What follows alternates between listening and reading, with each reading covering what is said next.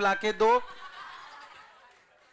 Laptop not allowed, band, strictly prohibited, only mobile, वो भी water damage होता है तो आई एम नॉट रिस्पॉन्सिबल। ठीक है, that's nice, so nice, wonderful. अब बच्चों पढ़ेंगे खाली एक चैप्टर और हो जाएगा tata the bye bye the see use. 2 page, 3 page, 4 page, 5 page, 6 page, 8 page.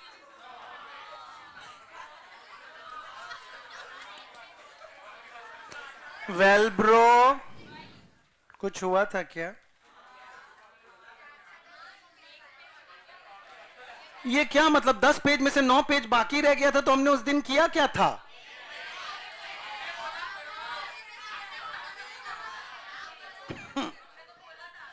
Recording चालू है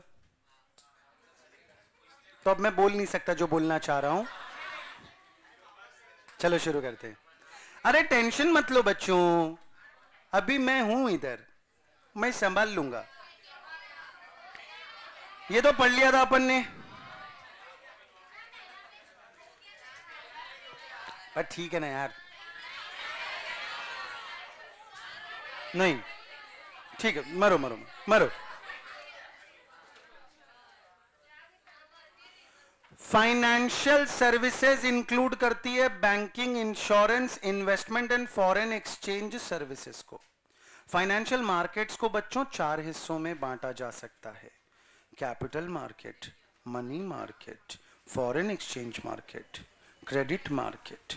कैपिटल मार्केट में लॉन्ग टर्म फाइनेंसेस रेज करे जाते हैं जिनकी अवधि 1 वर्ष से अधिक होती है। मनी मार्केट में छोटा छोटा समय के लिए फंड्स रेज होता है। It's a wholesale debt market which works on low risk and highly liquid. Highly liquid क्यों? क्योंकि इनका टेन्योर पीरियड ही छोटा है तो हाईली लिक्विड ही होगा ना। And is dominated by government, banks and other large, मतलब इसमें रिटेल प्लेयर्स के लिए ज्यादा स्कोप नहीं है। फॉरेन एक्सचेंज मार्केट जो आपने पढ़ाई था, $5 ट्रिलियन का एक दिन में सौदा होता है, इसमें पढ़ा था ना, $5 ट्रिलियन का, तो सबसे डेवलप्ड, सबसे लिक्विड मार्केट है। क्रेडिट मार्केट में मतलब शॉर्ट टर्म, लॉन्ग टर्म हर प्रकार के लोन रेज करे जा सकते हैं। अब फाइनेंशियल सिस्टम जो है उसका फीचर्स क्या है, कैरेक्टरिस्टिक्स क्या है, इट इज कंसर्न्ड विथ क्या है, तीनों चीजें एक है, तीनों चीजें, लेकिन अपने को बेवकूफ बनाएंगे अलग अलग नामों से। ठीक है, देखो यहां पे बोला फैसिलिटेटिंग द फाइनेंशियल ट्रांजैक्शन, नहीं नहीं ये नहीं, ये नहीं, ये allocation and mobilisation of savings लिखा हुआ है बच्चों, कि भाई जो छोटे छोटे डिपॉजिट्स लोगों के पास में आइडल पड़े रहते हैं उसको ये मोबिलाइज कर देता है। उसी चीज को तो आप कैपिटल फॉर्मेशन बोलते हो ना। तो ये पॉइंट और ये पॉइंट एक जैसा ही तो हो गया कि आप क्या कर रहे हो जी, कैपिटल फॉर्मेशन कर रहे हो। बात समझ में आ रही है कि नहीं समझ में आ रही है? बोलो। प्रोविजन ऑफ फंड्स यहां पे आपको दिखाई दे रहा है, यहां पे बोल रहे हैं plays a role in increasing the national output by providing the funds. बोलो बात समझ में आई? सेविंग्स का यहां पे बोल दिया accelerating the rate and volume of savings via financial instruments, तो ये भी कैपिटल फॉर्मेशन जैसी ही बात हो गई। बोलो बात समझ में आई कि नहीं समझ में आई?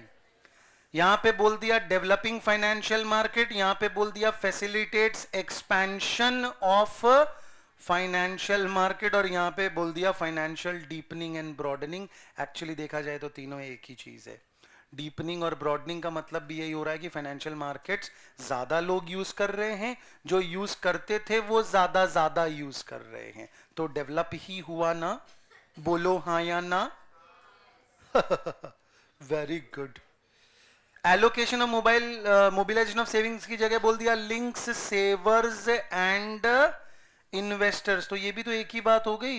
एक बंदा सेव कर रहा है, एक बंदा इन्वेस्ट कर रहा है, दोनों के बीच में फाइनेंशियल मार्केट जो है वो लिंकिंग पिन का रोल प्ले कर रहा है। बोलो बात समझ में आई कि नहीं समझ में आई?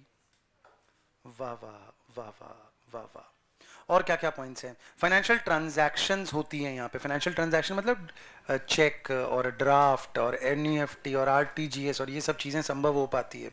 लीगल फाइनेंशियल स्ट्रक्चर की नियम कानून बनते हैं कि क्या अलाउड है क्या डिसअलाउड है।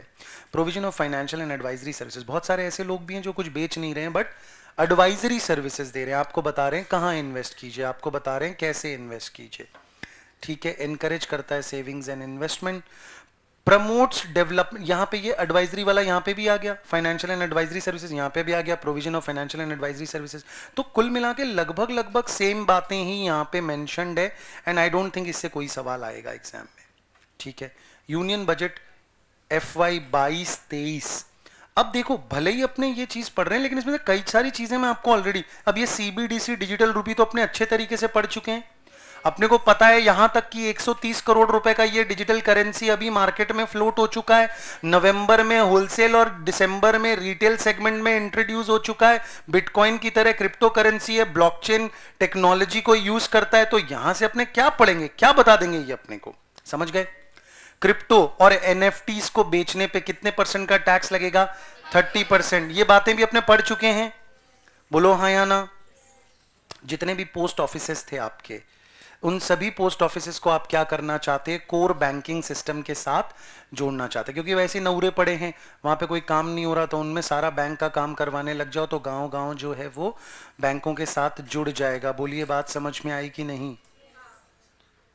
Digital banking units in 75 districts by scheduled commercial bank. Gift city के बारे में बात कर रहे हैं। हमें तो ये भी पता है कि इसका चेयरपर्सन कौन है, हसमुख भाई आधिया, है ना? अभी बताया था थोड़ी देर पहले। गिफ्ट का फुल फॉर्म क्या है? International financial service centre authority, empowered under 14 separate central acts as the, ये इफ्स का नाम है रे, इफ्स का। अभी तो बताया था आप लोगों को कि ये इफ्स का पढ़ने की क्यों जरूरत है, क्योंकि आप चाहते हो कि आपके यहां पे आके लोग पैसा लगाएं, लेकिन कोई लगाने को तैयार नहीं होगा। क्यों? क्योंकि उनको डर लगता है कि इंडिया का कोर्ट सिस्टम बहुत ही फालतू है। लेकिन अगर आप उनको ये विश्वास दिला दो कि भाई साहब आपके साथ में ऐसा ट्रीटमेंट नहीं होगा, आपके लिए अलग से एक अथॉरिटी होगी जो सारा सब कुछ हैंडल करेगी, तो उनका मन करेगा इंडिया में पैसा इन्वेस्ट करने का। बोलो बात समझ में आई कि नहीं? तो गिफ्ट सिटी में इफ्स का तो होगा ही, इसके साथ साथ जैसा सिंगापुर में आर्बिट्रेशन सेंटर है या लंदन का कमर्शियल आर्बिट्रेशन सेंटर है, वैसे यहां पे एक इंटरनेशनल आर्बिट्रेशन सेंटर खोला जाएगा जो फास्टर डिस्प्यूट का रेजोल्यूशन करेगा। बोलिए बात समझ में आई कि नहीं? ग्रीन बॉन्ड में इंडिया का $6 बिलियन से ज्यादा का इश्यूज है और इंडिया का 17th पोजीशन था 2021 के टाइम पे। US, Germany, China, France, UK यहाँ पे ज्यादा ऊपर हैं। इंडिया का अपना आ गया $10 ट्रिलियन वाला डेटा, अपना पढ़ा हुआ था कि 2070 तक इंडिया कार्बन न्यूट्रल बन सकता है। 2070 तक इंडिया कार्बन न्यूट्रल बन सकता है, बट ऐसा करने के लिए इंडिया को $10 ट्रिलियन खर्च करना पड़ेगा। $10 ट्रिलियन खर्च करना पड़ेगा। बोलो बच्चों बात समझ में आई कि नहीं? अब ये सारी चीजें तो अपनी भतेरी बार पड़ी हुई है, repo rate, reverse repo rate, ये सब तो कल ही अपन ने इनकी रेटें भी देखी। बोलो बात समझ में आ गई कि नहीं? रेपो रेट क्या होता है? रीपर्चेज रेट होता है, इस पे RBI लेंड कर देती है आपको पैसा। रिवर्स रेपो रेट में आप RBI को लेंड कर देते हो पैसा। बोलो बात समझ में आई कि नहीं? हेलो। लिक्विडिटी एडजस्टमेंट फैसिलिटी के तहत इनडायरेक्टली और डायरेक्टली सरकार ऐसा चाहती है कि RBI का रोल धीरे धीरे कम होता जाए और इंटर बैंक लिक्विडिटी एस्टैब्लिश हो जाए। बैंकें आपस में एक दूसरे को लोन देती रहें, लेती रहें। बोलो बात समझ में आ रही है? मार्जिनल स्टैंडिंग फैसिलिटी, आप सबको पता है कि SLR अपना 18.5% का है। उतना पैसा को आप टच नहीं कर सकते, आपको अपने पास में लिक्विड फॉर्म में रखना पड़ता है। बोलो हाँ या ना? लेकिन मार्जिनल स्टैंडिंग फैसिलिटी के तहत आपको यह अधिकार मिलता है कि आप एक पीनल इंटरेस्ट का रेट पे करके उस पैसे का कुछ हिस्सा यूज कर पाएं अगर आप ज्यादा कैश क्रंच में फंस गए हैं तो। याद आ रहा है? कॉरिडोर, कॉरिडोर के दोनों तरफ दीवारें होती है, तो यहां पे वो दीवार कहां से बन रही है? एमएसएफ रेट और रिवर्स रेपो रेट के थ्रू ये दीवार बन रही है। मार्जिनल स्टैंडिंग फैसिलिटी की रेट और रिवर्स रेपो रेट के थ्रू ये दीवार बन रही है। बैंक रेट नॉर्मल है, जिस रेट पे आरबीआई बैंकों को फंड देती है या फिर उनके बिल्स को डिस्काउंट करती है। सीआरआर का मतलब वो पैसा होता है जो आपको किसके पास जमा रखना पड़ता है? आरबीआई के पास जमा रखना पड़ता है। बोलो, याद आया कि नहीं? Statutory liquidity ratio, statutory liquidity ratio, ये वो पैसा है जो आपको अपने पास रखना पड़ता है। ये वो पैसा है जो आपको अपने पास रखना पड़ता है। किस फॉर्म में? गवर्नमेंट सिक्योरिटी, कैश या फिर गोल्ड के फॉर्म में। ओएमओ का मतलब ओपन मार्केट ऑपरेशन होता है। जब आपको, मैंने आपको दो वर्ड सिखाए थे, एक वर्ड था, हाँ, अरे वाह, ऐसी बातें तुम लोग करते हो तो प्यार आ जाता है मुझे तुम पे। एक होता है इंजेक्ट करना और एक होता है एब्जॉर्ब करना। जब आप लिक्विडिटी बढ़ाना चाहते हो तो आप लिक्विडिटी इंजेक्ट करते हो, जब आप घटाना चाहते हो तो आप एब्जॉर्ब करते हो। तो अगर मैं चाहता हूं कि सारा पैसा मेरे पास आ जाए, मेरा मतलब आरबीआई के पास आ जाए, तो आरबीआई को आपको कुछ ऐसा देना पड़ेगा ताकि आप पैसा आरबीआई को दे दें। यानी आरबीआई क्या करेगा? सेल करेगा गवर्नमेंट सिक्योरिटीज। जब आरबीआई आपको पैसा देना चाहता है तो आरबीआई आपसे गवर्नमेंट सिक्योरिटीज बाई करेगा। बोलो, बात समझ में आ रही है? कहीं पे अगर आप लिखना चाहो, ये जितनी भी रेटें होती है ना, चाहे सीआरआर हो, चाहे एसएलआर हो, चाहे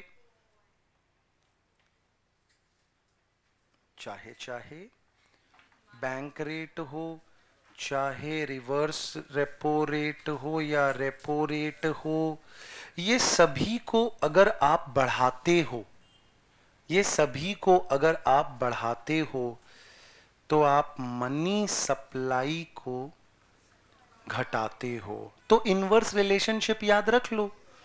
और ये सबको अगर आप सीआरआर को, एसएलआर को, बैंक रेट को, रिवर्स रेपो रेट को घटाते हो तो आप मनी सप्लाई बढ़ाते हो। तो इनवर्स सिंपल सी बात है, कम इंटरेस्ट रेट होगा तो तू ज्यादा लोन लेगा ना।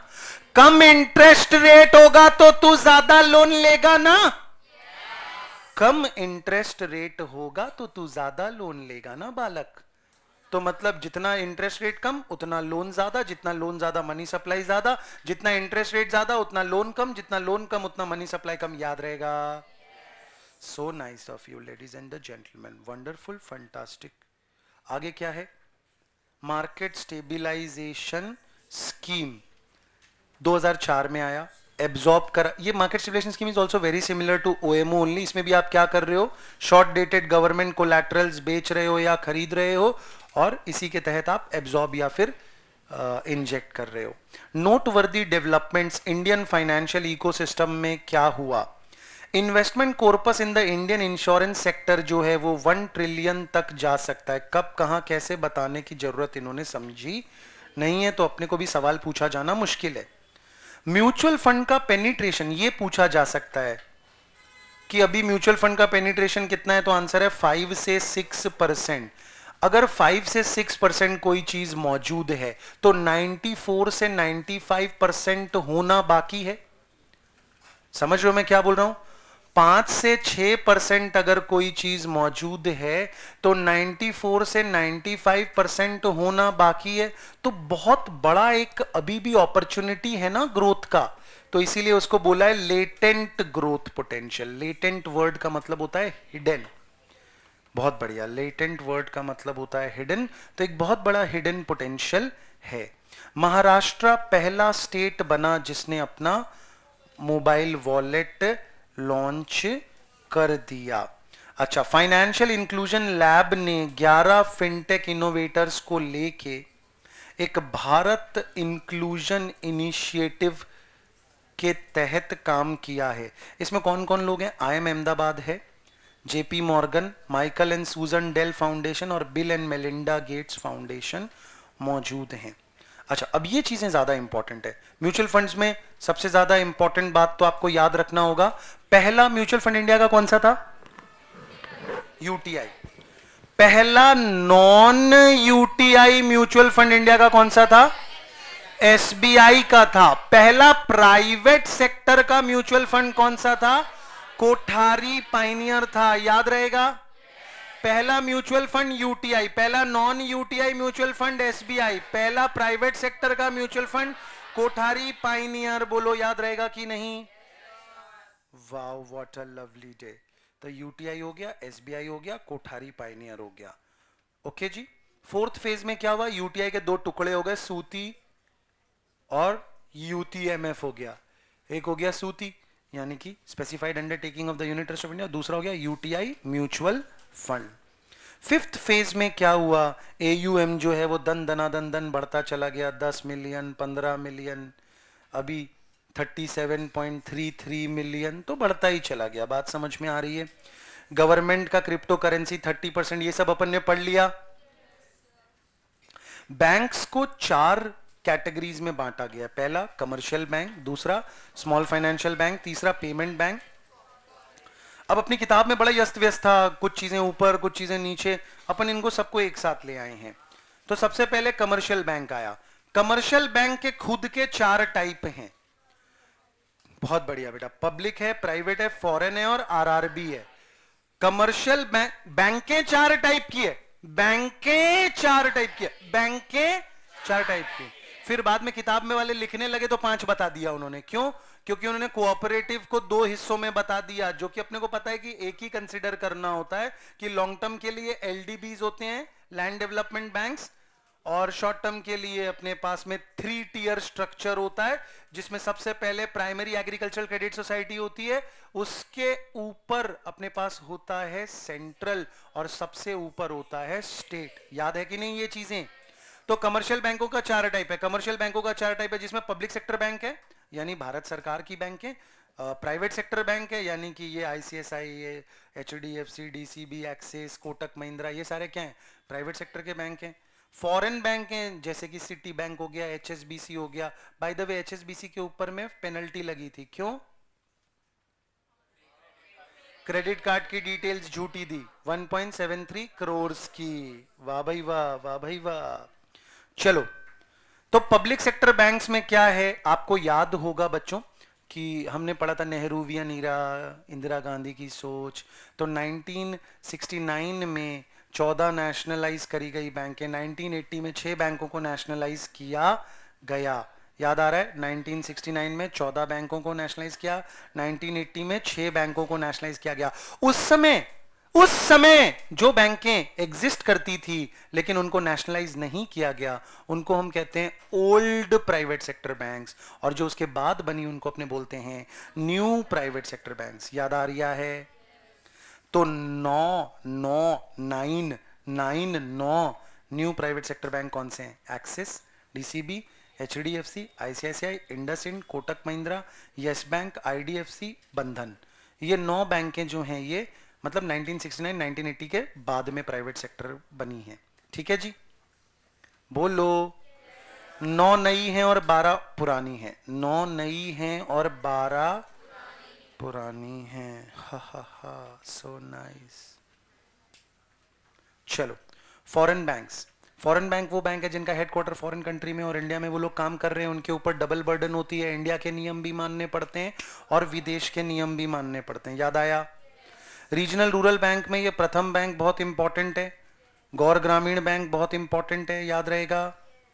और ये स्ट्रक्चर बहुत इंपॉर्टेंट है कि इसका पैसा कहां से आता है। तो आरआरबी के लिए 50% ओनरशिप सीजी का है, सॉरी स्पॉन्सरशिप बैंक का 35% है और स्टेट गवर्नमेंट का 15% है। 50% किसका है और 35% और 15%। मनरेगा का जो सैलरी वेजेस आता है वो पैसा भी किसके थ्रू दिया जा रहा है? आरआरबी के थ्रू दिया जा रहा है। याद रहेगा क्या? अब एक आरआरबी में और private sector public sector bank को बांटा क्यों, अलग अलग कैटेगरी में क्यों लिया? क्योंकि पहले तीन जो थे वो तो समझ में आ रहे थे, ओनरशिप है कि पब्लिक सरकारी, प्राइवेट नॉन सरकारी, फॉरेन बाहर का। यहां पे इसको अलग से क्यों लिया? ऐसे तो ये भी नॉर्मल बैंक की तरह ही काम कर रहा है, बट ये स्पेसिफिकली एक वीकर सेक्शन ऑफ सोसाइटी जो अंडर सर्विस्ड है उन्हीं लोगों के लिए काम कर रहा है, जैसे कि agro labourers, marginal farmers etcetera. याद रहेगा? 5 RRBs were set up 2 October. 5 RRBs were set up 2 अक्टूबर। पहला वाला जो था उसका नाम था प्रथम बैंक, और उसके बाद में जो आया उसका नाम था गौर ग्रामीण बैंक। प्रथम बैंक कहाँ पे था? मुरादाबाद में था। बहुत ही बढ़िया जी, वेरी गुड, मुरादाबाद में था। और दूसरा वाला जो है वो मालदा वेस्ट बंगाल में था। फैंटास्टिक। तो अपन ने क्या पढ़ा? बैंकें 4 तरह की होती हैं, जिसमें से पहली तरीके की जो बैंक होती है उसका नाम है कमर्शियल बैंक, और कमर्शियल बैंकें खुद अपने आप में 4 तरह की होती हैं, जिनका नाम है पब्लिक, प्राइवेट, फॉरेन और आरआरबी। फिर आ गया small finance bank. Small finance bank के नाम है एयू। आज अपन ने एयू स्मॉल फाइनेंस बैंक का नाम पढ़ा था। क्यों पढ़ा था? फॉरेक्स का काम करने का उसको अनुमति मिल गया। और भी नाम है उज्जी, सभी small finance, small finance, small finance, small finance, small finance. बाकी किसी का नाम इक्विटास है, किसी का सर्वोदय है, किसी का उज्जीवन है। ठीक है जी। अच्छा जी, इनका क्या काम है? ये भी देखा जाए तो छोटे छोटे लोन देती है माइक्रो इंडस्ट्रीज को, स्मॉल एंड मार्जिनल फार्मर्स को, अनऑर्गेनाइज सेक्टर को, वगैरह वगैरह। तो कहीं ना कहीं आरआरबी से जैसा मिलता जुलता ही काम है, बस फर्क ये है कि आरआरबी का फोकस एरिया एग्रीकल्चर और रूरल एरिया होता है। स्मॉल फाइनेंस बैंक के साथ ऐसा नहीं है, वो अर्बन एरिया में इंडस्ट्रीज वालों को भी लोन वोन देने का काम करते हैं। पेमेंट बैंक ये बिल्कुल अलग चीज है। पेमेंट बैंक जो है ये बिल्कुल अलग चीज है। मैंने आपको लैपटॉप मोबाइल पे दिखाया था एयरटेल पेमेंट बैंक, याद आ रहा है? एयरटेल पेमेंट बैंक भोले बच्चों अपन ने देखा था, जिसमें अपन ने क्या देखा था कि इसमें और नॉर्मल बैंक में 2 फर्क होते हैं। एक तो कि इनको क्रेडिट कार्ड जैसी चीज इशू करने की इजाजत नहीं, और दूसरा यहां पे ₹1,00,000 पर अकाउंट होल्डर का कैश जमा करवाने का लिमिट है। आपका नॉर्मल बैंक अकाउंट में आप 5 करोड़ रुपया जमा कराओ, कौन मना कर रहा है? लेकिन पेमेंट बैंक में ₹1,00,000 से ज्यादा जमा नहीं करवा सकते। बाकी इसमें और बाकी बैंक में कोई खास फर्क नहीं है। कुछ तो बता तो दिया, engage in lending activities. Lending मतलब लोन देना, नॉट अलाउड मतलब नहीं करना। ठीक है ना? वैसा ही है, एक ही जैसी बात है। ठीक है, याद रहेगा। आपको कुछ एग्जाम्पल भी दिए थे, Airtel payments bank, Paytm payments bank, और एक भारत अपना जो ये इंडियन पोस्ट पेमेंट्स बैंक भी है। इंडियन पोस्ट यानी कि डाक विभाग का भी एक पेमेंट बैंक है। समझ गए क्या? चलो, चौथा आ गया कोऑपरेटिव। कोऑपरेटिव अपने को पता है कि कोऑपरेटिव अपने आप में, कोऑपरेटिव अपने आप में इन अ वे 4 तरह का हो सकता है। कैसे? 3 तो अपने पास में है ही। विलेज लेवल पे जो है उसका नाम है primary agricultural credit society, district level पे उसको अपने बोलते हैं सेंट्रल, और स्टेट लेवल पे जो है उसको अपने बोलते हैं स्टेट। और चौथा एक और है जो लैंड डेवलपमेंट बैंक है, लैंड डेवलपमेंट बैंक है। याद आ रहा है? तो primary credit society village level पे, central cooperative society district level पे, state cooperative society state level पे। बोलो बात समझ में आई कि नहीं? Long term agro credit need के लिए है लैंड डेवलपमेंट बैंक। पहले लैंड डेवलपमेंट बैंक को आरबीआई ही हैंडल करता था, अब लैंड डेवलपमेंट बैंक दे दिया है नाबार्ड को। अब लैंड डेवलपमेंट बैंक की जिम्मेदारी किसको दे दी है? नाबार्ड को दे दी गई है। बोले बच्चों, बोलो बात समझ में आई कि नहीं समझ में आई? ऐसी कोई भी प्राइमरी कोऑपरेटिव बैंक जो कि अर्बन या सेमी अर्बन एरिया में काम कर रही है, उनको एग्रीकल्चर क्रेडिट सोसाइटी नहीं माना जाएगा। ठीक है कि भाई तुम बंबई में किसको एग्रीकल्चर का पैसा दे रही हो? अच्छा, एक कोऑपरेटिव में और एक जॉइंट स्टॉक कंपनी में बहुत फर्क होता है। सबसे बड़ा फर्क क्या होता है? कंपनी में लिमिटेड लाइबिलिटी होती है, कोऑपरेटिव सोसाइटी में अनलिमिटेड लाइबिलिटी होती है। कंपनी में 1 share is equal to 1 vote और कोऑपरेटिव सोसाइटी में 1 share holder is equal to 1 vote. याद है ये बात? कोऑपरेटिव वाले रूरल क्रेडिट में ज्यादा दिलचस्पी लेते हैं और ये लोग ट्रेड और इंडस्ट्री में ज्यादा इंटरेस्ट लेते हैं। कोऑपरेटिव वाले एक फेडरल स्ट्रक्चर फॉलो करते हैं, यानी कि विलेज लेवल पे प्राइमरी, डिस्ट्रिक्ट लेवल पे सेंट्रल, स्टेट लेवल पे स्टेट। लेकिन नॉर्मल जो बैंकें होती है जॉइंट स्टॉक कंपनी वाली, उनका ऐसा कोई स्ट्रक्चर नहीं होता। याद रहेगा? बैंकिंग की दुनिया में 4 बड़े मर्जर हुए सरकारी कंपनियों के। पहला मर्जर जो है उसमें पंजाब नेशनल बैंक है, ओरिएंटल बैंक ऑफ कॉमर्स है और यूनाइटेड बैंक ऑफ इंडिया है। ये तीनों मिलके बन गए इंडिया का second largest public sector bank, first obviously being SBI. ठीक है, 18 लाख करोड़ से ज्यादा का खेल हो गया। उसके अलावा एक है कैनरा और सिंडिकेट। कैनरा और सिंडिकेट दोनों अंग्रेज टाइप के नाम, एक कैनरा और एक सिंडिकेट, दोनों एक साथ आ गए, बोले तुम अंग्रेजों एक साथ रहो। एक है आंध्रा यूनियन और कॉरपोरेशन बैंक। आंध्रा यूनियन और कॉरपोरेशन बैंक पहले इंपॉर्टेंट था, उतना इंपॉर्टेंट नहीं है ये। इंडियन बैंक और इलाहाबाद बैंक मिलके, तो ये आप देखो तो 3 2 5 3 8 2 10 बैंकें थी और अब इनको जोड़ जाड़ के सिर्फ 4 बची हैं, है ना? तो ये मर्जर के बाद 10 बैंकों को 4 में कन्वर्ट कर दिया गया। टोटल अभी पब्लिक सेक्टर बैंकें हैं 12, जो कि कभी होती थी 27, जिसको कितना कर दिया गया है बच्चों? 12। बोलो, याद रहेगा? BNPL, बाय नाउ पे लेटर। अभी सामान खरीदो और पैसे भरो आसान किश्तों में। इसकी वजह से काफी बजाज फाइनेंस ने पैसा छाप लिया है बच्चों। तो बोल रहे हैं कि अभी ये जो मार्केट है 3 से $3.5 बिलियन का है, लेकिन 45 से 50 बिलियन बन जाएगा 2026 तक। मतलब बहुत ही जल्दी BNPL का जो मार्केट है बहुत बड़ा हो जाएगा। To ensure an equitable regulatory landscape for all financial institution, India recently introduced, ठीक है काम का नहीं है, चलो। Government data shows that क्या बोल रहा हूं मैं? Digital transaction grew close to 90%। ये भी पुराना डेटा है। 232 से 4,30,000 पे पहुंच गया। अभी तो अपने को यूपीआई के लेटेस्ट डेटा पता है कि भैया 8 लाख करोड़ का तो शुरुआत होता है उनका, तो एकदम बहुत ही ज्यादा हो गया है बच्चों।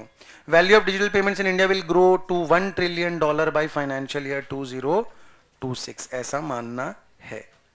इंश्योरेंस सेक्टर पे आ जाते हैं। इंश्योरेंस सेक्टर 57 इंश्योरेंस कंपनियां हैं, जिसमें से 24 जो है वो लाइफ इंश्योरेंस का काम कर रही हैं। ठीक है जी। LIC जो है वो सोल पब्लिक सेक्टर कंपनी है। LIC जो है वो सोल का मतलब क्या हुआ? अकेला। कहां पे? Life insurance. तो लाइफ इंश्योरेंस के बिजनेस में बाकी जितनी भी कंपनियां हैं सब क्या है? प्राइवेट सेक्टर है। 6 कंपनियां पब्लिक सेक्टर की है जो नॉन लाइफ में काम कर रही है। 6 कंपनियां पब्लिक सेक्टर की हैं जो नॉन लाइफ में काम कर रही है। बोलो, बात समझ में आई? GIC यानी जनरल इंश्योरेंस कॉरपोरेशन का एक विंग है, GIC RE का मतलब होता है री इंश्योरेंस। ये क्या करता है? ये इंडिया का सोल नेशनल री इंश्योरर है। बोलो, बात समझ में आई? प्राइवेट लाइफ री इंश्योरेंस का मतलब होता है कि किसी ने इंश्योरेंस कर दिया बट फिर उसकी हालत हो गई खराब की ससुरा, ये तो मेरे से संभलेगा नहीं, कल को कुछ कांड हो गया तो मर जाऊंगा, तो वो जाके उसका दोबारा किसी और के पास इंश्योरेंस करवा देता है। Private life insurance are expected to grow. अब ये भी याद रखना बहुत मुश्किल है और डेटा उतने काम का नहीं रहा, क्योंकि 2023 ऑलरेडी आ गया है। बात समझ में आ रही है? ये बहुत इंपॉर्टेंट है। आयुष्मान भारत के तहत क्या किया जा रहा है? बोले बच्चों, 5 लाख रुपए तक का इंश्योरेंस कवरेज दिया जा रहा है 100 मिलियन फैमिलीज को। मां कार्ड वाली बात अपनी हुई थी, ठीक है, बोलो। ये एक बहुत ही इंपॉर्टेंट पॉइंट है। मल्होत्रा कमिटी ने क्या रेकमेंड किया था कि इंश्योरेंस सेक्टर को प्राइवेट प्लेयर्स के लिए ओपन कर देना चाहिए। लाइफ इंश्योरेंस की उम्मीद है कि 12.5% के ग्रोथ रेट पे ग्रो करेगा और हेल्थ इंश्योरेंस 10%। इंश्योरेंस का सेक्टर ऐसा है कि प्लेयर्स बहुत है, लेकिन 4-5 बड़े प्लेयर हैं जिनके पास में ज्यादातर मार्केट शेयर है। तो क्या है, कंसोलिडेशन है, काफी कंसोलिडेटेड, चुनिंदा लोगों के पास में मैक्सिमम मार्केट शेयर है, ठीक है जी। IFRS रिपोर्टिंग स्टैंडर्ड्स होते हैं फाइनेंस के, उसको अडॉप्ट किया है जिससे कि और ज़्यादा ट्रांसपेरेंसी और कंसिस्टेंसी रहेगी।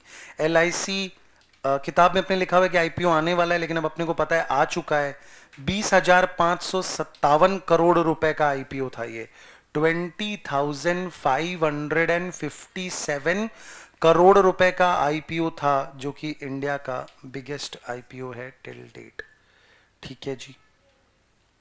यूनियन बजट ने इंश्योरेंस की लिमिट, ये भी अपन सब पढ़ चुके हैं, FDI लिमिट इंश्योरेंस में कितनी हो गई है 74। इंटरमीडियरी के लिए कितनी है, यानी पॉलिसी बाजार खोलना चाहते हो, टर्टल मिंट बनाना चाहते हो तो 100% है, लेकिन खुद का इंश्योरेंस का पॉलिसी बेचना चाहते हो तो 74% है। बोलो बात समझ में आई कि नहीं।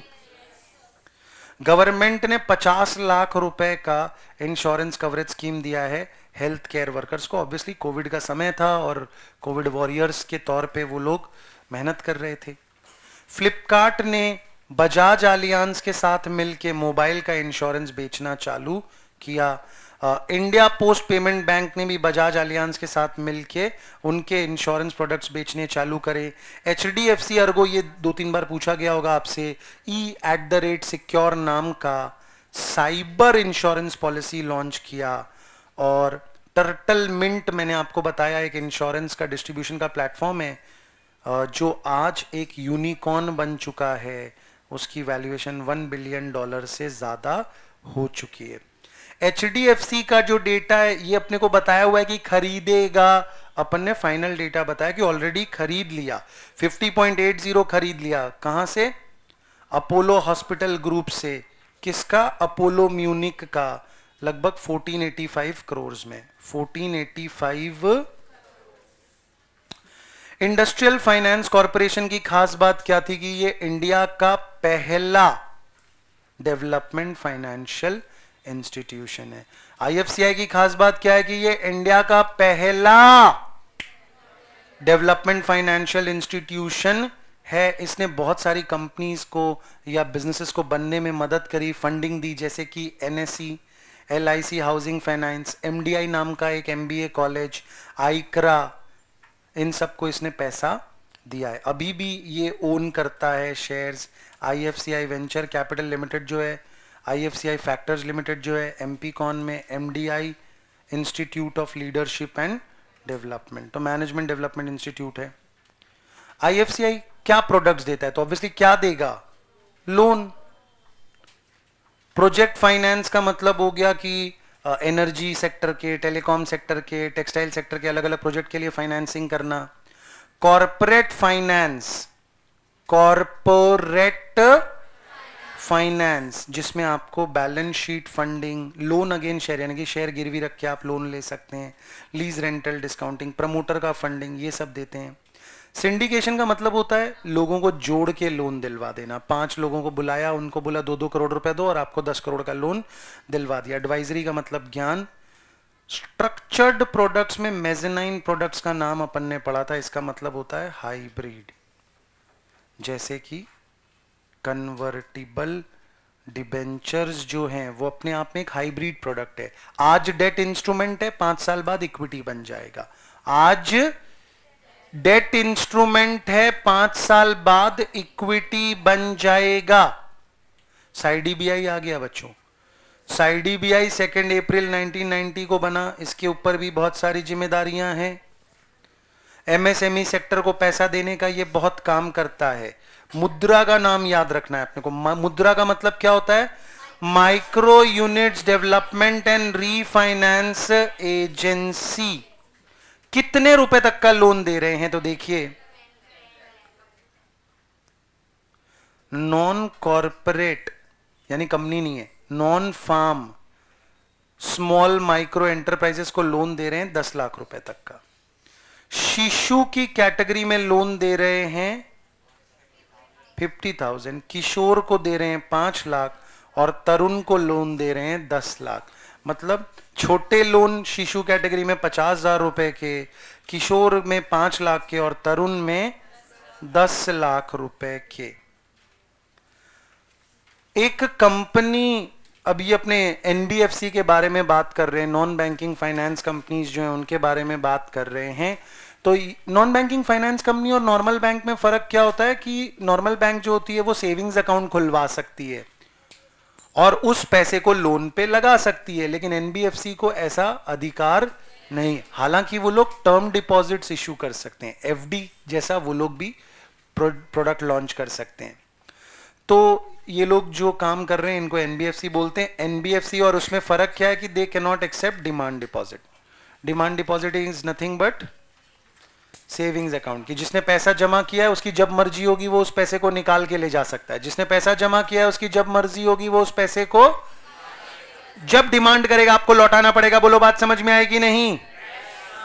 और दूसरा है कि बैंकें जो होती है वो डीआईसी जीसी के तहत कवर होती हैं।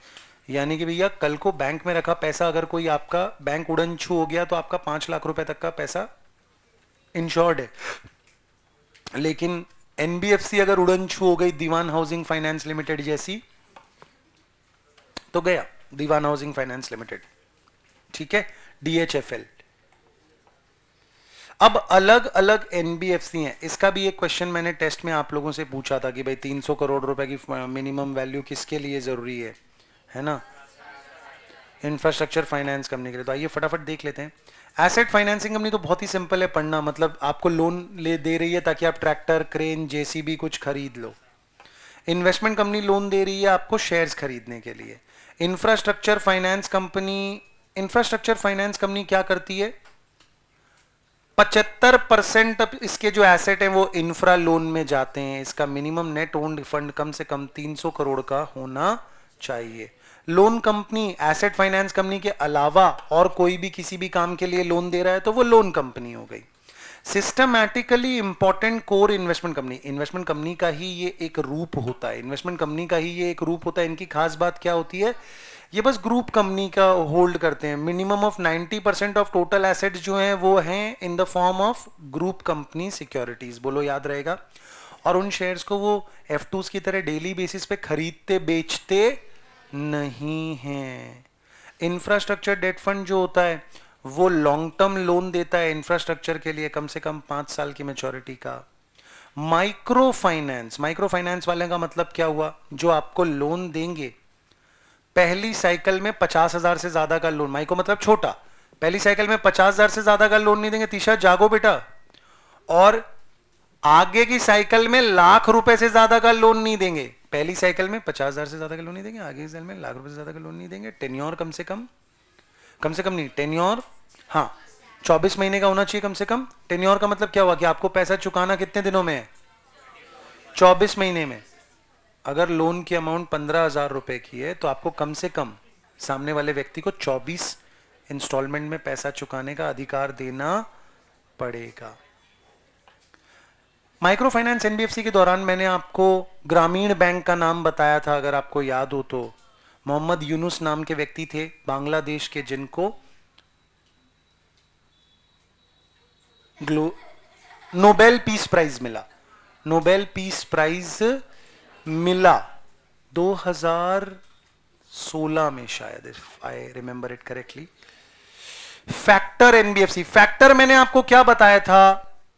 ये आपको बोलता है कि तू सामान बेचने से पहले मेरे से बात कर, मैं अगर अप्रूव करता हूं तो उसको सामान बेच, वो फिर तेरे को 2 महीने 4 महीने बाद जब भी पैसा देगा तू उसको भूल जा, मैं तेरे को पैसा आज ही दे दूंगा। तो डिस्काउंटिंग ऑफ बिल्स की तरह ही है।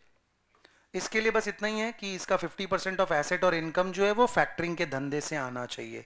मॉर्गेज गारंटी कंपनी मतलब गिरवी रखो, तो इसका 90% ऑफ टर्नओवर एंड इनकम जो है वो मॉर्गेज के धंधे से आना चाहिए और 100 करोड़ का खुद का फंड होना चाहिए। Non operative financial holding company अपन ने बात किया था कि ये लोग financial institution through which a promoter will be permitted to set up a new bank. बढ़िया है। अब क्या है, अब अपने आ गए बॉम्बे स्टॉक एक्सचेंज वगैरह की बात करने के लिए। तो पहला जॉइंट स्टॉक कंपनी कब बना? 1850 में। उस समय ट्रेडिंग कुछ 10-12 लोग किया करते थे, बैनियन ट्री के नीचे बैठ के ये लोग अपना काम कर लेते थे। लेकिन बीएसई फिर काफी बड़ा बन गया। मई 1927 में Bombay securities contract control act आया। आज तो भैया दुनिया भर का तामझाम होता है। इक्विटी शेयर कैपिटल की ऑथराइज शेयर कैपिटल का मतलब क्या हुआ? कितने रुपए का आप शेयर इशू कर सकते हैं। इशूड शेयर कैपिटल मतलब कितना आपने इशू किया। सब्सक्राइब मतलब कितने के लिए लोगों ने अप्लाई किया। पेड अप का मतलब कितने का पैसा आ गया। राइट का मतलब हो गया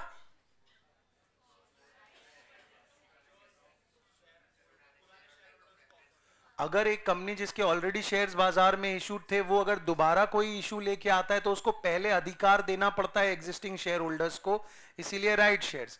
स्वेट इक्विटी का मतलब नहीं, कंपनी के एम्प्लॉइज को दिया जाता है खून पसीना बहा के आपके लिए। आईपीआर अगर वो ले आता है, आईपीआर का मतलब इंटेलेक्चुअल प्रॉपर्टी राइट। अगर किसी एम्प्लॉय की मेहनत की वजह से आपको पेटेंट कॉपीराइट ट्रेडमार्क मिल जाता है तो आप तो जिंदगी भर उससे पैसा कमाओगे, तो आप एज अ ग्रेटिट्यूड उस एम्प्लॉय को कंपनी का थोड़ा बहुत शेयर दे देते हो, तो उसको अपने बोलते हैं स्वेट इक्विटी। नॉर्मली अगर मेरे को रिलायंस में इक्विटी चाहिए तो मुझे क्या देना पड़ेगा? पैसा। लेकिन एम्प्लॉय ने पैसा देके शेयर नहीं खरीदा, मेहनत के दम पे उसको कंपनी का ओनरशिप दिया गया है। बोलो बात समझ में आई? प्रेफरेंस शेयर में क्यूमुलेटिव, बेटे बताओ क्यूमुलेटिव प्रेफरेंस शेयर का मतलब क्या होता है? हाँ तुम बताओ।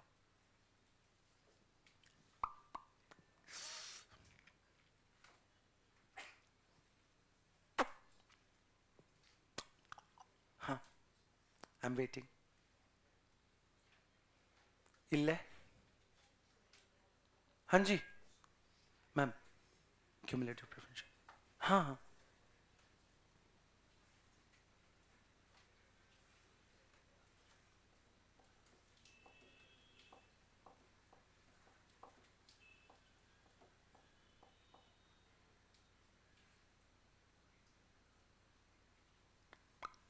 दूसरा भी नहीं बता पाता तो थोड़ा अच्छा लगता है कि चलो I am not the only one. हाश और भी लोग हैं। Yes ma'am. या oh wow wonderful, so nice. Hosseini, could you please throw some light on it? You wouldn't want to? Wow. Chaitanya? हाँ हाँ, पर मेरे पास प्रॉफिट ही नहीं तो कहां से दूं? चोरी करके लाऊं? हाँ ऐसा बोल सकता है तू। ध्यान से सुन, आप अगर अभी प्रेफरेंस डिविडेंड नहीं चुका पा रहे हैं, आप अगर अभी प्रेफरेंस डिविडेंड नहीं चुका पा रहे हैं, क्यों नहीं चुका पा रहे? क्योंकि आपको शायद प्रॉफिट नहीं हुआ। तो उसको याद करके रखोगे भाई मेरा 200 रुपए पिछले साल का बाकी है, और फिर जब साल खत्म होगा तो आपको क्या करना पड़ेगा? एड ऑन में इस साल का डिविडेंड भी बांटना पड़ेगा और पिछले साल का जो क्यूमुलेटिव हो गया था कैरी फॉरवर्ड कर रहे थे, तो वहां पे लिख लो भैया। अभी मतलब क्या बोलूं मैं आप लोगों को यार। बकैतियां करनी है, लेक्चर के बीच में आपकी आपस की बातें खत्म नहीं हो रही है, और सवाल पूछो तो आपको जवाब नहीं आता। एक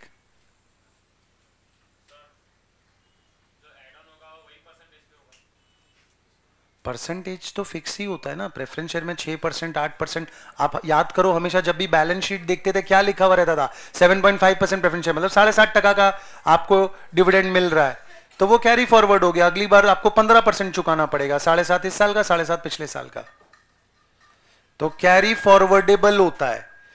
नॉन क्यूमुलेटिव में क्या हो जाएगा, ऐसा नहीं होता है। इस साल प्रॉफिट है तो डिविडेंड मिलेगा, नहीं है तो डिविडेंड नहीं मिलेगा। नाउ और नेवर, समझ में आ रही है बात? अभी नहीं तो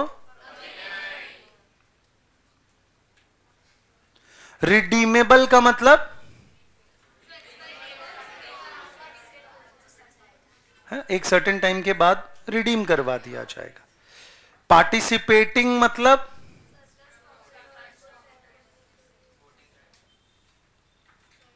जितनी बार पार्टिसिपेटिंग बताए ना, जितनी बार उतनी बार बोला कि बेटा जब भी तुम इसको पढ़ोगे ना, तुम्हें कंफ्यूजन हो सकती है, डाउट पैदा हो सकता है कि ये लोग कहीं एजीएम में तो नहीं आ रहे हैं, मीटिंग में तो नहीं बैठ रहे हैं, लेकिन ऐसा कभी मत सोचना, क्योंकि पार्टिसिपेटिंग का मतलब अगर उसको वोटिंग राइट ही मिल गया तो फिर इक्विटी शेयर में और उसमें फर्क क्या रहा। पार्टिसिपेटिंग का मतलब है कि एक बार उसको 7.5% मिल गया, कंपनी के पास अगर बहुत ज्यादा प्रॉफिट है, तो जब इक्विटी शेयर होल्डर्स को डिविडेंड बांटा जा रहा होगा, तब इसको दोबारा से थोड़ा डिविडेंड और दे दिया जाएगा। जब इक्विटी शेयर होल्डर को डिविडेंड बांटा जा रहा होगा तो दोबारा से इसको थोड़ा डिविडेंड और दे दिया जाएगा, तो उसको अपने बोलते हैं पार्टिसिपेटिंग। मतलब लास्ट, मतलब I wanted to end this class on a very happy note, but आपने तो लास्ट में जाके मेरे को एकदम मायूस ही कर दिया है यार। ये तो कोई इतनी कॉम्प्लिकेटेड चीजें नहीं, ये तो this is pure laziness on your part, कि एक बार भी घर जाके खुद पढ़ा ही नहीं है, क्लास में जब बताया गया तो लिखा ही नहीं है। एग्जाम से 5 दिन 7 दिन पहले कैसे आप मुझे बता सकते कि पार्टिसिपेटिंग का मतलब कि ये लोग वोटिंग राइट्स मिलती है इनको? How is that possible Princy? अरे तू तो नहीं बोल रही है ऑब्वियसली, बट ऐसा अगर बैच करे तो मुझे क्या करना चाहिए उनके साथ?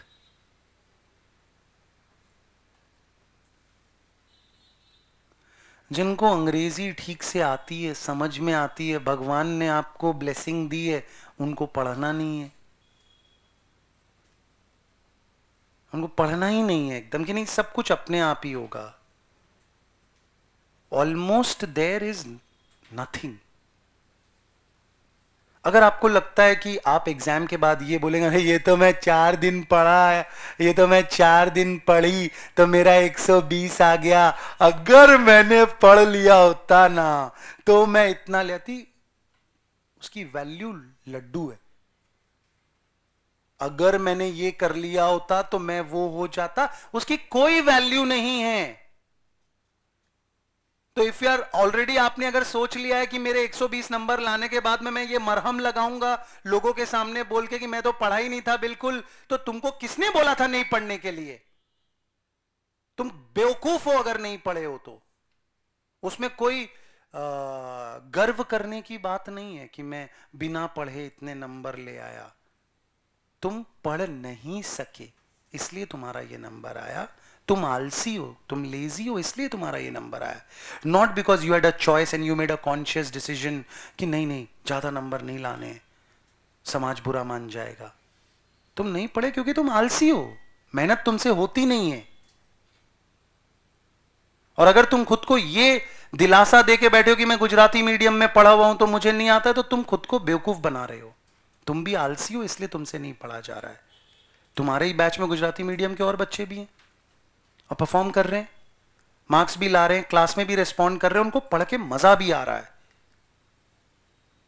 लेकिन अगर तुम्हें आलस ही करने का आनंद। प्रिंसी, आप इंग्लिश मीडियम में थे, गुजराती मीडियम में थे?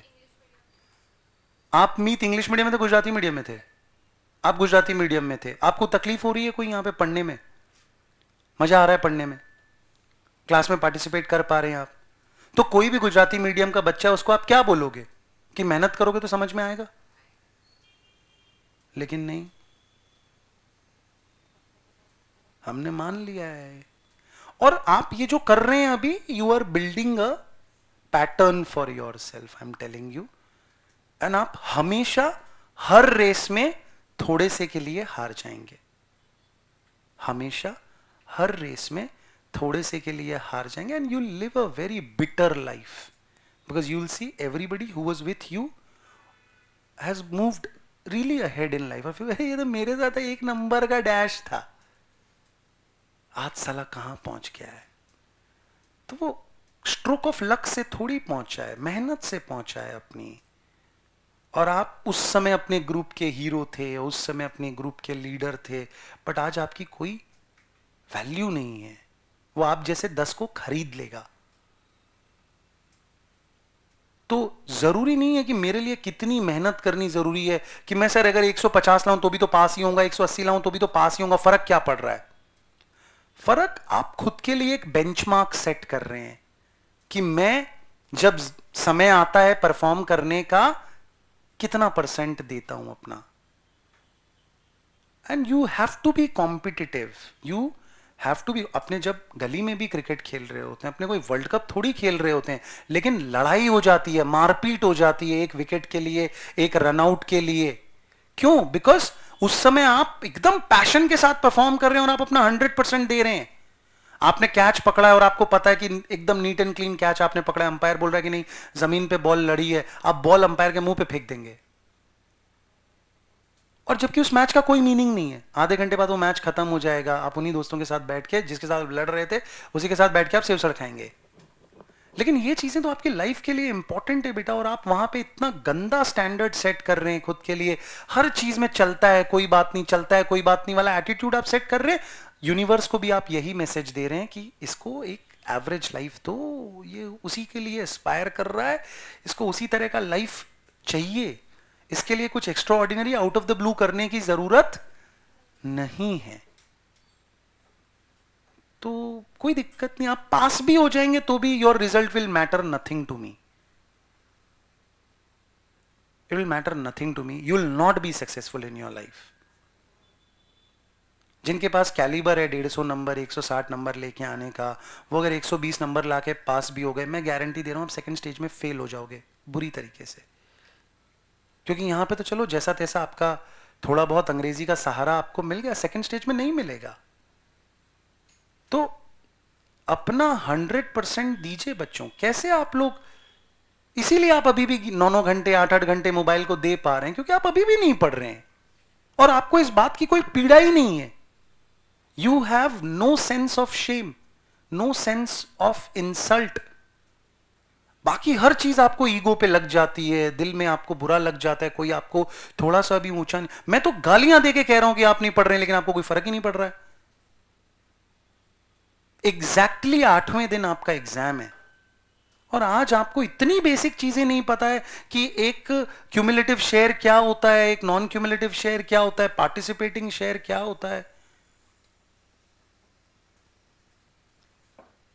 नॉन पार्टिसिपेटिंग का मतलब क्या होगा? तो पार्टिसिपेटिंग का मतलब लिखिए, क्या लिखेंगे?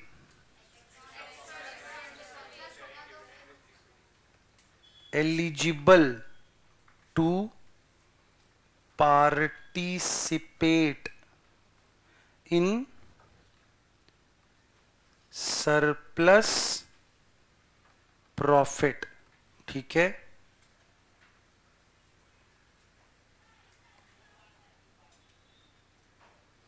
और नॉन पार्टिसिपेट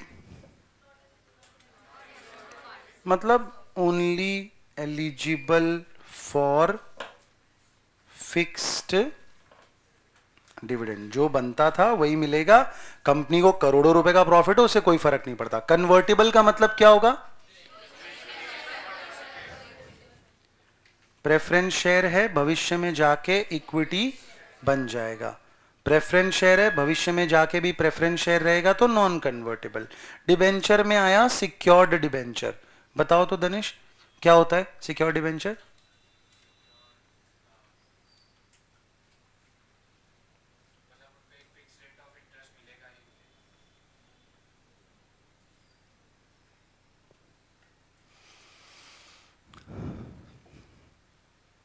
ओके वैभव बताओ।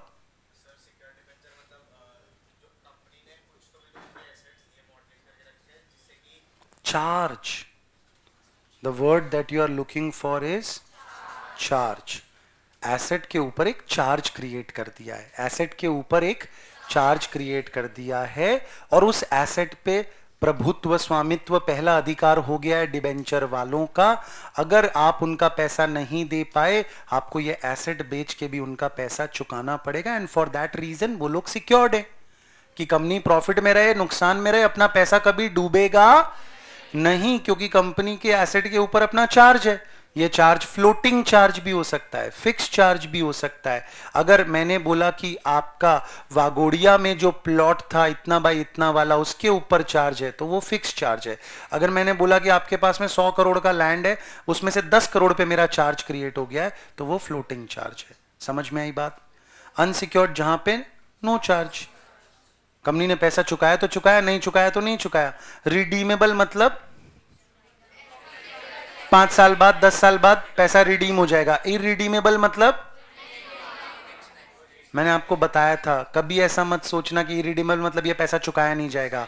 आपको बोलना पड़ेगा कि कोई फिक्स पीरियड बताया हुआ नहीं है, कोई फिक्स पीरियड बताया हुआ नहीं है। ऐसे भी इंडिया में इरिडीमेबल डिबेंचर इशू करना अलाउड नहीं है। फुल्ली कन्वर्टेबल डिबेंचर मतलब पूरा का पूरा इक्विटी बन जाएगा, पार्टली मतलब आधा इक्विटी बन जाएगा, नॉन कन्वर्टेबल मतलब नहीं बनेगा। Scheme of National Small Industries Corporation NSIC offers single point registration to increase the share of purchase from small scale sector। यानी कि आप कोशिश कर रहे हैं कि गवर्नमेंट जितना ज्यादा हो सके लघु व्यापारियों से खरीदे, छोटे व्यापारियों से सामान खरीदे। तो सेम ही है, single point registration scheme, participation in government purchase की, गवर्नमेंट जितना हो सके आपसे सामान खरीदे। स्फूर्ति नाम का एक स्कीम है, एस्पायर है और ईएसडीपी है। स्फूर्ति, एस्पायर और ईएसडीपी, विकास, एसआईपी, ईआईटी, एसयूआई का मतलब हो गया स्टैंड अप इंडिया। तो हमको इसमें सबसे ज्यादा आसानी से याद रहता है स्टैंड अप इंडिया।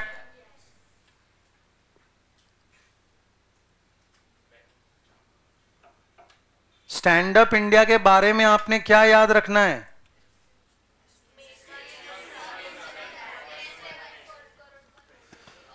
दस लाख से 1 करोड़ का लोन होता है, ये अपने को याद है।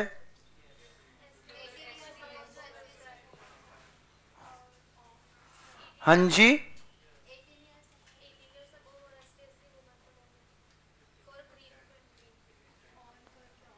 हाँ पर वही ढूंढ रहा हूं ना।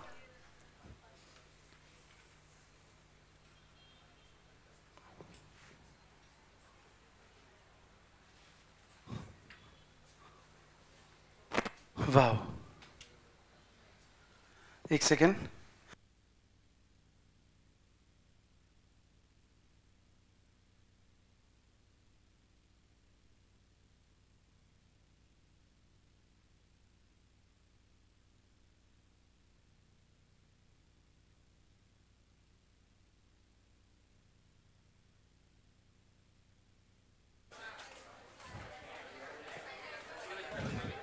बस हो जाएगा। 7:08 का आपको बोला है ना मैंने, तो 7:08 पे खत्म। क्यों बच्चों, कितना बचा है अब अपना? हो गया? ओह माय गॉड, मतलब मैंने झूठ मूठी आपका ज्यादा समय ले लिया प्रवचन देने में, बट आपके लिए जरूरी है क्योंकि आप लोग कोई फर्क नहीं पड़ता है। आप लोग रिकॉर्ड कर लें और बीच बीच में सुना कीजिए।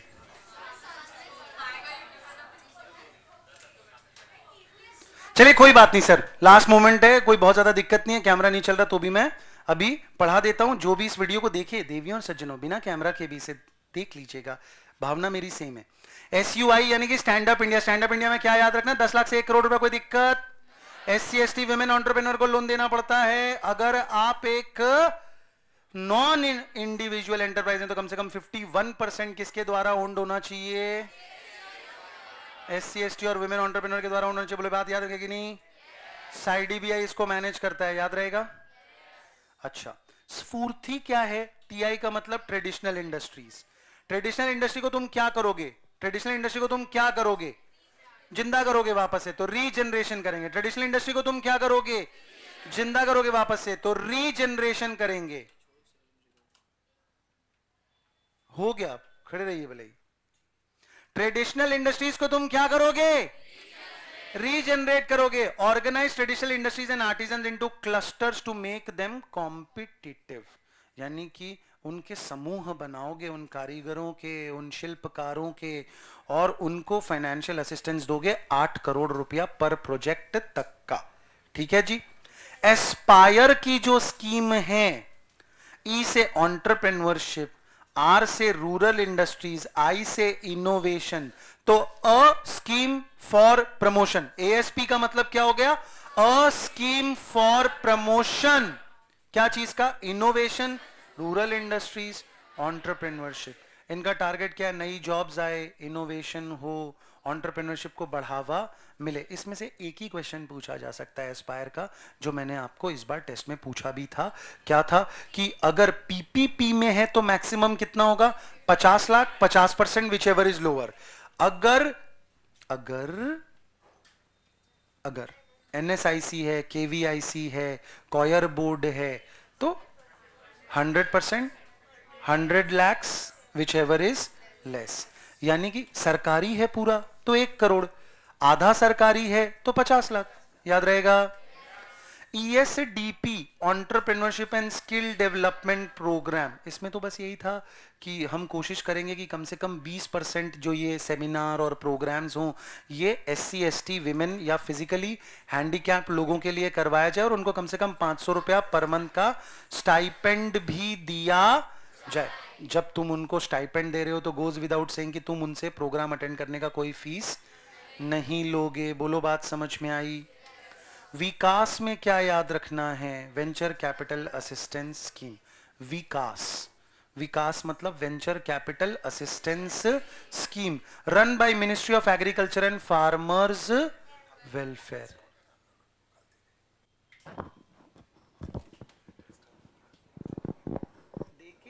চাই এদের মানে কালকের জন্য শুধু একটু লেট ডাকার আছে, এর আজকে গিয়ে পড়বে, সকালে পড়বে, পরের দিন থেকে তো নর্মাল টাইমে ডেকে নেবো। কালকে 5টায় ডেকে নিই।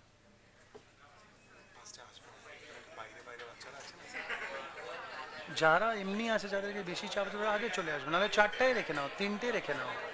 একটু লেট ডাকো, সেকেন্ড হাফ ডাকো ताकि पढ़ के आए। चलिए, विकास, विकास भले ही वेंचर कैपिटलिस्ट नाम दिया हुआ है, सब फैंसी नाम दिया हुआ है, तो अपने को लगता है पता नहीं क्या ही होगा, लेकिन जुड़ा हुआ है ससुरा एग्रीकल्चर के साथ। Run by ministry of agriculture and farmers welfare. अगर तुम लोग सही जवाब देते हो तो मजा आ जाएगा। कौन है इस मिनिस्ट्री का cabinet minister?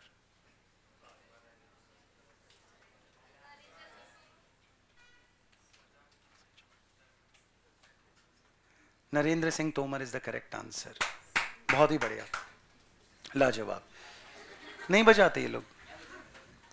Financial assistance in the form of an interest free loan. कैसे असिस्टेंस दिया जाता है? लोन दे दिया जाता है। और तो क्या होगा?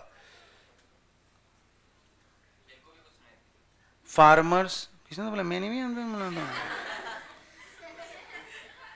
Producer groups, self help groups, agripreneurs. Obviously agriculture से रिलेटेड लोन दे रहे हैं तो एग्रीप्रेन्योर्स, एग्री ग्रेजुएट्स, इनको पैसा दिया जा रहा है विकास के थ्रू।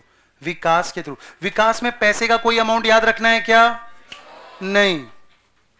यहां पे ESDP में एक ही अमाउंट याद रखना है, 500 रुपए का स्टाइपेंड। एस्पायर में याद रखना है 1 करोड़ 50 लाख। स्फूर्ति में याद रखना है 8 करोड़। स्टैंड अप इंडिया वो तो याद ही नहीं करना है अपने को, वो अपने को याद नहीं करना है, क्योंकि वो अपने को ऑलरेडी 56 बार याद हो चुका है। 10 लाख से 1 करोड़। SIP EIT अब ये मैं आपको बता रहा था कि ये दो जगह पे पेटेंट वाली चीज आती है, कंफ्यूज नहीं होना है। एक है स्टार्टअप इंडिया। स्टार्टअप इंडिया में आप पढ़ते हो कि 80% का रीबेट मिलता है पेटेंट कॉस्ट पे। यहां पे बोला है support for international patent protection in electronics and information technology. तो यहां पे कहीं 80% 80% की बात नहीं है, बोलिए सिंपली बोला है financial support to MSME for patent cost. बोलो बात समझ में आ रही है? सॉफ्टवेयर टेक्नोलॉजी पार्क हो या फिर एमएसएमई डेवलपमेंट एक्ट के तहत रजिस्टर्ड हो, इंक्यूबेशन एंटरप्राइज हो या स्टार्टअप लोकेटेड हो, ये सब लोग इसके लिए एलिजिबल हो जाते हैं। इसी के साथ बच्चों अपना कंप्लीट हो गया सब कुछ।